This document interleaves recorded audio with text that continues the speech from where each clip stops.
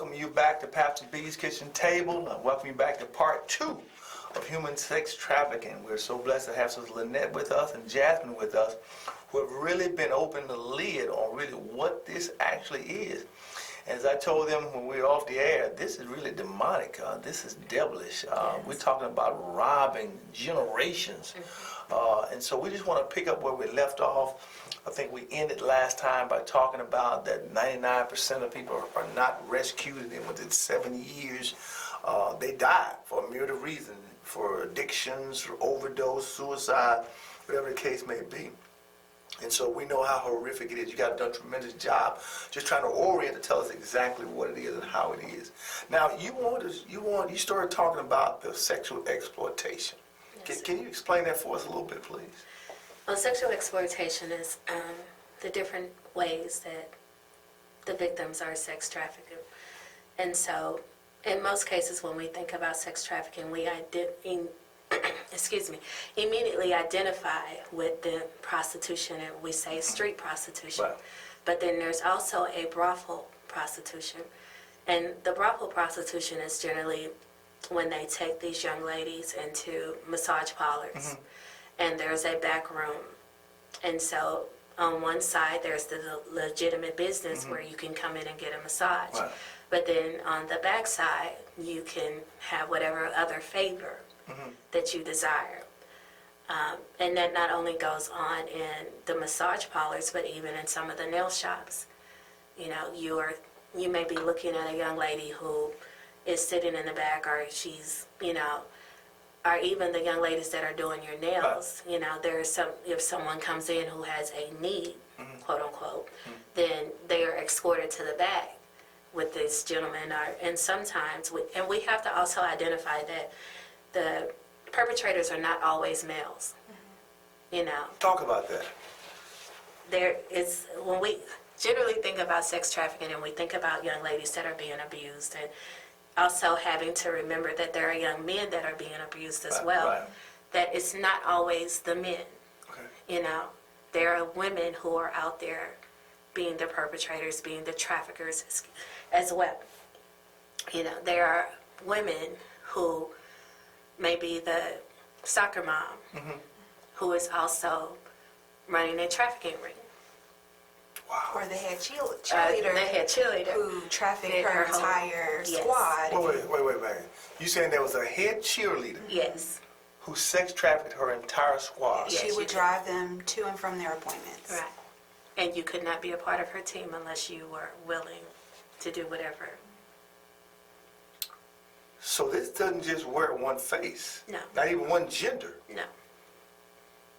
Oh, that's a whole different. So even like some people who spend your money at the nail shop and all that, getting your pedicure and manicure, they actually could be. It's not a humorous, but it's true, because it seems just so ludicrous that could really be going on in the same facility. But when we think about nail salons and massage parlors, it's not just sex trafficking. Right. You also have labor trafficking that can be there. Okay. There's a lot of different things that can be going on. And if you're not aware of the signs and, what to look for, you can be supporting an organization that is trafficking individuals. Because you're unaware. So help us. Jasmyn, Lynette, help us. What should we look for? Because one question I had is that from the perspective of a sex trafficker, or the female, or the pimp, or whatever, what is their MO? What strategy are they using? I mean, how do they know who to target? Well, in targeting, it's generally those that isolate themselves, low self-esteem, those that come from broken homes and different things. But then in targeting, a lot of times, and which I shared with you earlier, is that they'll use different approaches. Tell that story you told me about the mall. A former sex trafficker shared that he would approach young ladies in the mall, and he would walk up to them and say, your eyes, you have beautiful eyes. And if they said thank you, he would walk away. But if they drop their head and, kind of shied away, he will continue to pursue them because it showed them that they had low self-esteem. Excuse me. That it showed them that they had low self-esteem and that they were not used to compliment. And so he would prey on that, giving them that extra added attention. And because in those situations, a lot of times he could be that Romeo pimp. Because now he's, you're so beautiful, giving you that needed attention, pursuing you. And because now you are in love with him, generally, whatever he asked of you to do, you'll do. It's like dry soil and he brings the water. So he's trying to find out where the dry soil, that he can water it. That's amazing. It's just a simple, you have beautiful eyes. And to thank you, he moves on. In other words, there's not an open door here. But if they drop their heads and shy away and just seem needy, then he kind of swoops in. So what do we look for? We're parents, we're grandparents, we're uncles and aunties, and what do we look for? What signs should we look for? You said many times we don't know what to look for, Jay. What should we look for? Help the parents. Help the parents. Help the parents. So, as we said earlier, one of the ways that a lot of traffickers get children or young adults and things like that through social media. So I would always be, you can always check and have their phones with you at all times, but there are different little apps that kids will use to hide certain things where you can't see what they're really doing.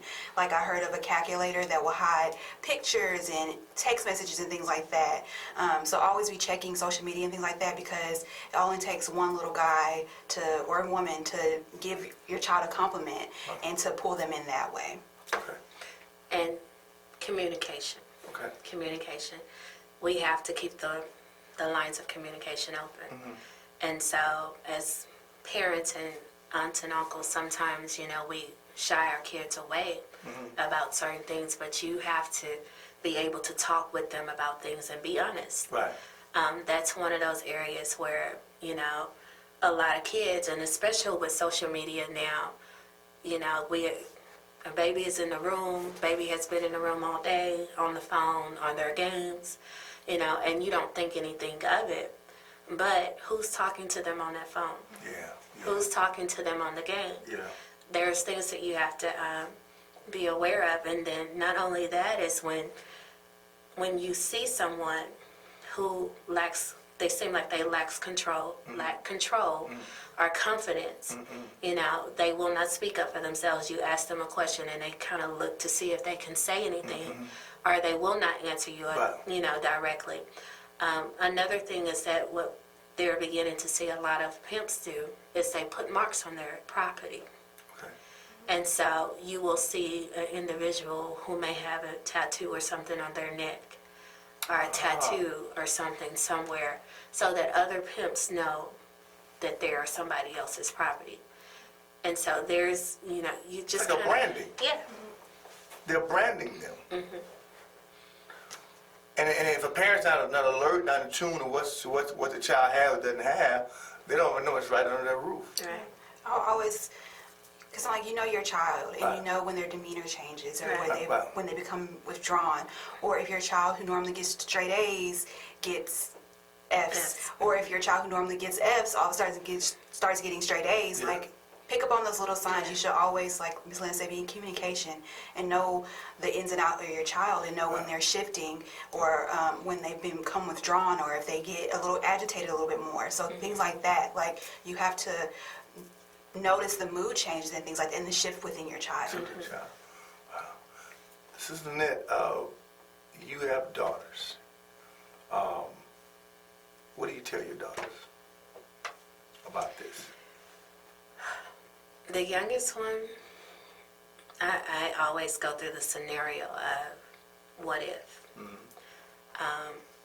What if that young man that you thought was cute all of a sudden hits you up on social media, and he wants you to meet him, but he doesn't want you to meet him with your friends. He just you and him. What do you do? And what if someone calls you and says, "Oh, well, come, meet me here, but leave your phone." What do you do? Do you go? Do you regardless to who you think they are, do you go? Yeah, yeah. And so, and a lot of times I'll crawl into bed with her and say, okay, so look, this is what, and especially if I hear different things that seem mind-boggling to me, because, I would say, oh, my baby would never do that. But then, what if? Yeah, yeah.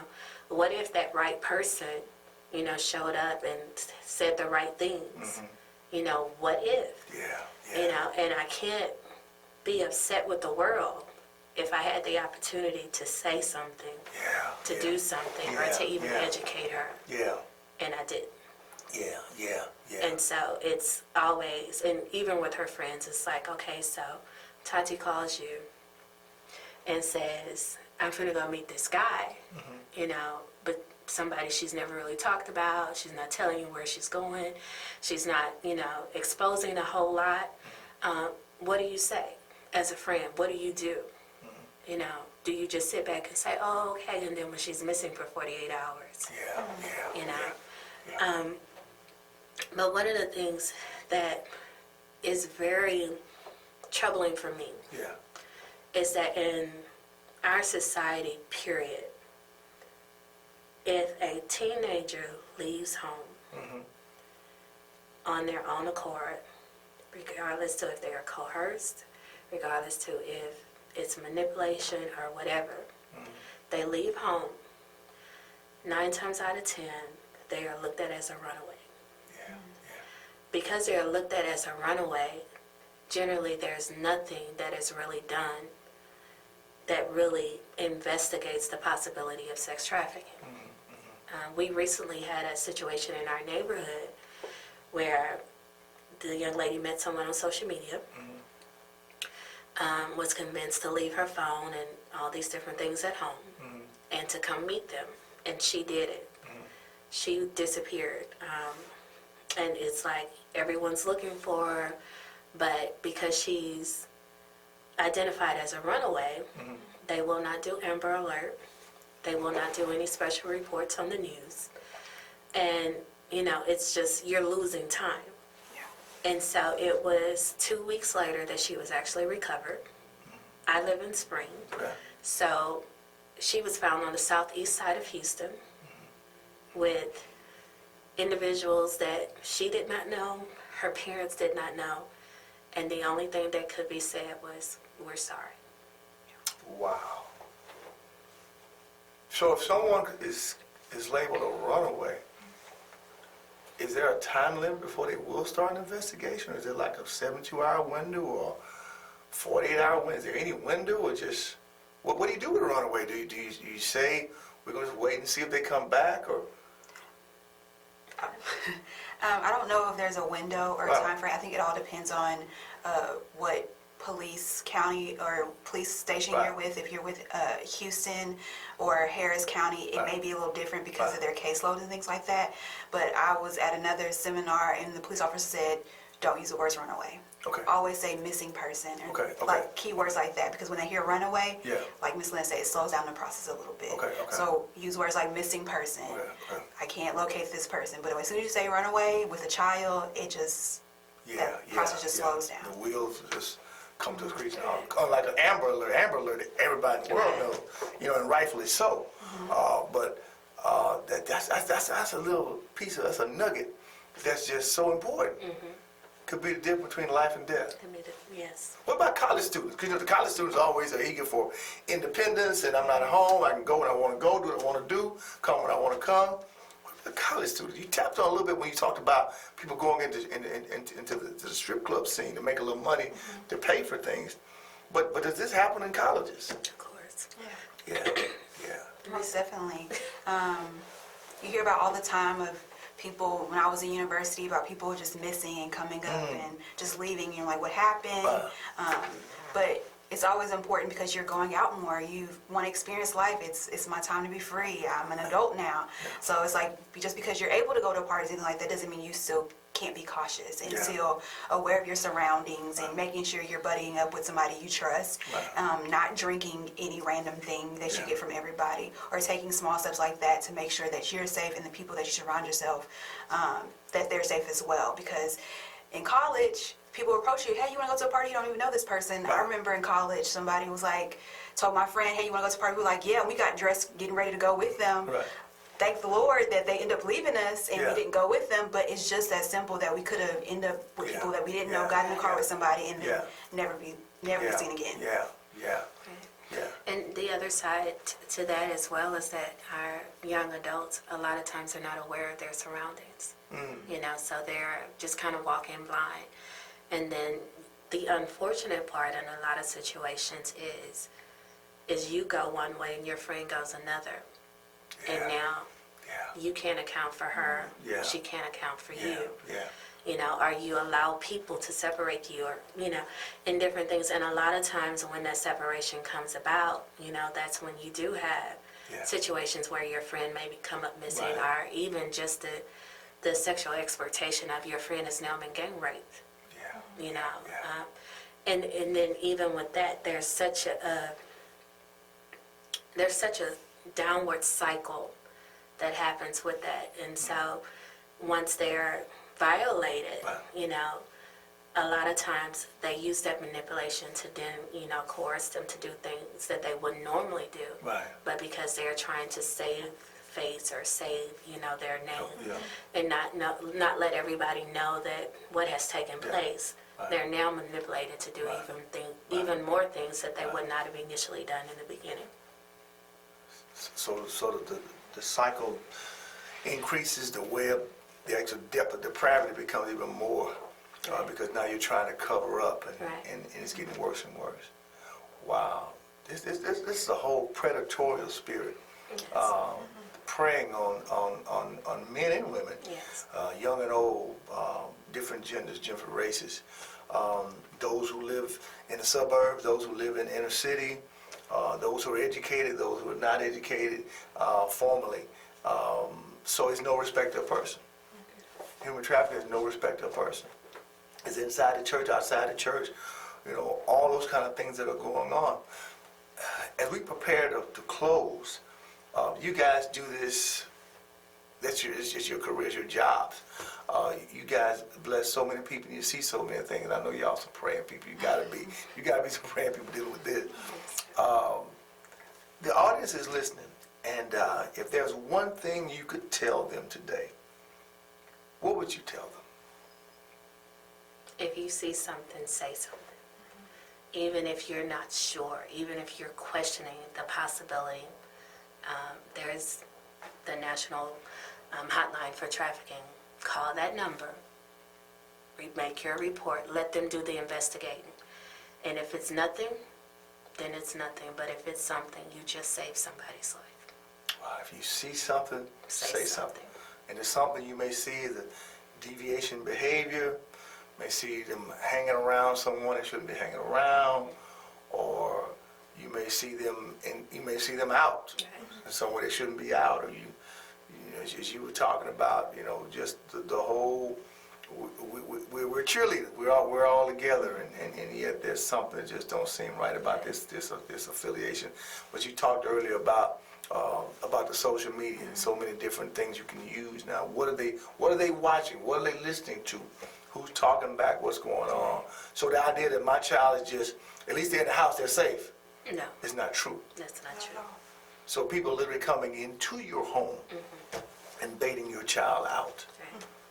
Jasmyn, one thing you would say? My message for the parents, I say, watch your kids. Pay attention to all those little signs and details. Don't think, oh, he's there, or he or she are just having a bad day today, or a bad week, or a bad month.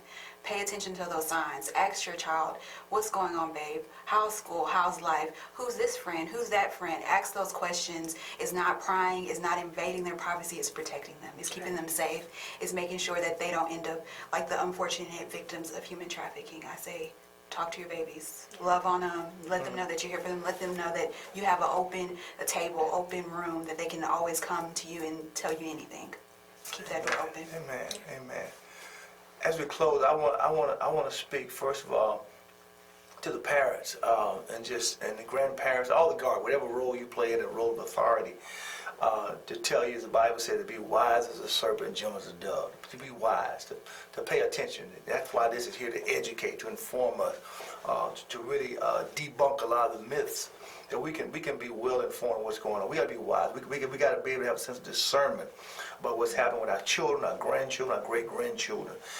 It should just bother you that there's some predatory demon-like individual can come and just purge your child out of your family, out of your home, right under your roof. But then also I say to those who may be caught up in a cycle right now of sexual exploitation.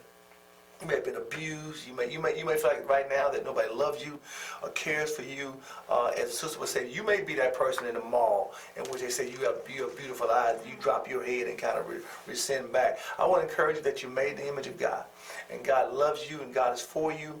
And I want to encourage you to get with someone. Let someone know about the hurt, the shame that you feel inside right now, that you can be rescued. Because you don't have to be someone that we come visit in the morgue. You can live. God wants you to live. Jesus Christ came for you to have life and life more abundant in spite of this dark, decadent world we live in. And I want you today to decide to live. You might be an older person I'm talking to right now, but you're still living back in the shadow of what happened to you when you were a teenager, you were in college. Somebody raped you, somebody abused you, somebody handled you wrongly. And God wants to heal you from that. But you got to get the help that you need. And I pray that you would share this with someone. Let them know what you heard today. As tough as it may be, as just insensitive it may have sounded sometimes, but this is the real deal. And I thank you for joining us here at Pastor B's Kitchen Table. And you go tell somebody. We're going to see you right back here again at Pastor B's Kitchen Table. May God bless you. May God keep you. And may God use you.